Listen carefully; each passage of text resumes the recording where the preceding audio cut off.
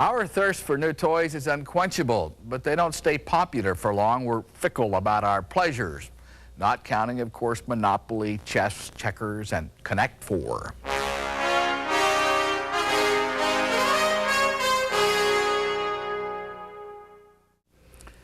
Not everything we invent is serious business. People like to play, and one of the most prolific and profitable areas for inventors, professional and amateur, is games. We have a story now about a New York inventor who came up with a simple idea for a toy that has sold millions.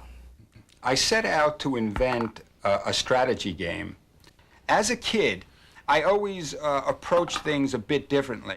And so I thought, well, all these games play on a horizontal plane. What if there were a strategy game where the pieces were built up one on top of another?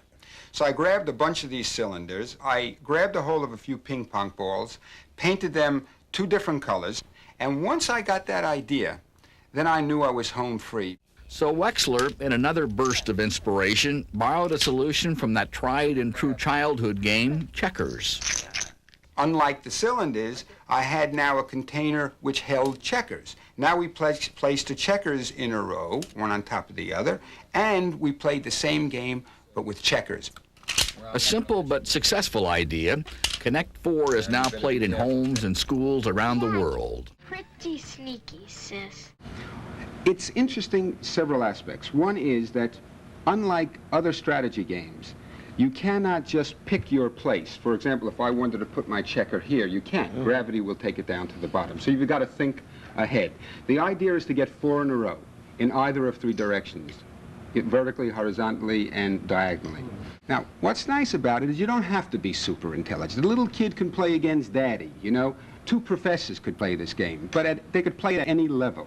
And it's a game that goes quick, you see. And the other nice thing about it, for you TV folks that you know, is the fact that it does a beautiful job on TV, in that it's vertical, you could see it, and at the end of the game, if I may, the youngsters do this.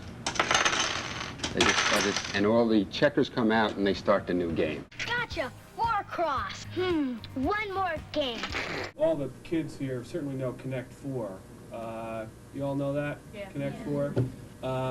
That's your biggest seller to date, is that correct? Yeah, I'd say that's the biggest seller, and it's been out in the marketplace the longest period of time. How many years has that been out? I think it must be about 11, 12 years. Connect Four, we all know.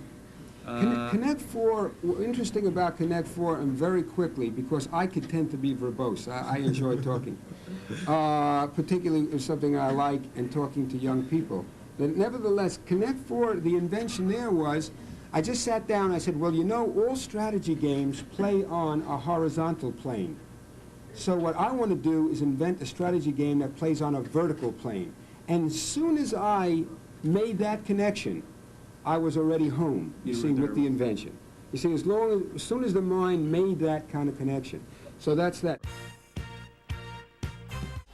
It's nice to know that literally millions and millions and millions of people have played it, because it's been in a marketplace about 14 years now, and it's a strategy game.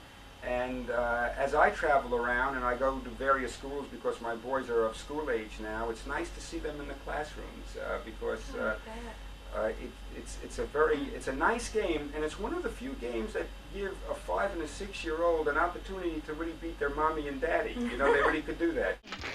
Play is a very important part of every child's development. Well, in fact, for them, play is a kind of work. You know, play and toys teach kids about the way things work, and kids get to practice important skills. Well, I met one toy inventor who knows toys are much more than child's play. What you're looking at is child size, but make no mistake about it, this is big business. And while it looks like fun, it's not in the least bit frivolous. The hardest part about the business is to convince a manufacturer to buy one of my inventions.